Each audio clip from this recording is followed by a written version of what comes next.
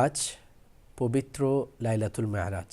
মহান রব্বুল আলমিন রসুল আকরাম সাল্লাল্লাহু আলাইহি ওয়াসাল্লামকে যত মুজিজা দান করেছেন তন্মধ্যে সবচেয়ে আশ্চর্যজনক এবং বিস্ময়কর মুজিজা হলো পবিত্র মেরাজুন নবী সাল্লাল্লাহু আলাইহি ওয়াসাল্লাম। যেই রাতে আল্লাহ পাক সুবহানাহু ওয়া তাআলা তার প্রিয় মাহবুব নবী সাল্লাল্লাহু আলাইহি ওয়াসাল্লামকে রাতের সামান্য অংশের মধ্যে তার সমগ্র সৃষ্টি জগৎ ভ্রমণ করিয়েছেন। যদিও বা এটা আমাদের আশ্চর্যজনক মনে হতে পারে, কিন্তু আল্লাহ পাক সুবহানাহু ওয়া তাআলার জন্য এটা অসম্ভব কিছু নয়।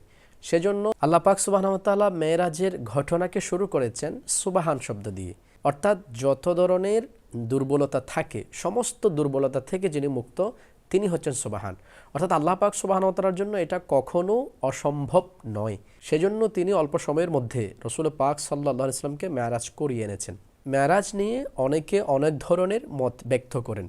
আল্লামা মুল্লা জীবন রহমতুল্লাহ আলাইহি আহলে সুন্নাত ওয়াল জামাতের মত উল্লেখ করে বলেন, যদি কেউ মসজিদে হারাম থেকে আকসা পর্যন্ত ভ্রমণকে অস্বীকার করে তাহলে সে কোরআন অস্বীকারী হবে, সেজন্য সে কাফের হিসেবে পরিগণিত হবে। দ্বিতীয়ত, রসুল আকরাম সাল্লাল্লাহু আলাইহি ওয়াসাল্লাম মসজিদ আকসা থেকে প্রথম আসমান পর্যন্ত যে ভ্রমণ করেছেন সেটা যেহেতু খবরে মশহুর দ্বারা প্রমাণিত, যারা এটাকে অস্বীকার করবে তারা হবে বেদাতি এবং গুমরা।